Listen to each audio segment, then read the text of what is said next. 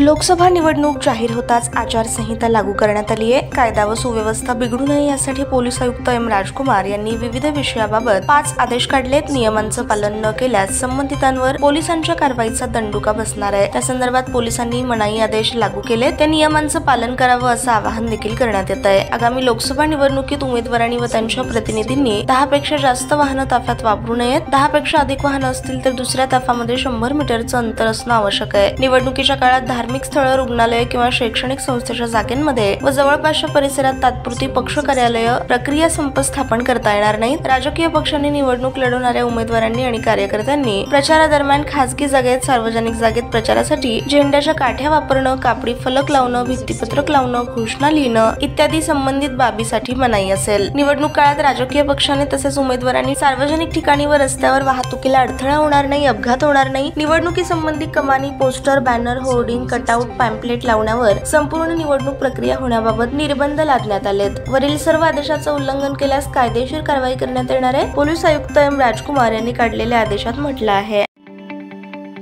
ताज्या बातम्या पाहण्यासाठी प्राईम महाराष्ट्र न्यूज चॅनलला सबस्क्राईब करा।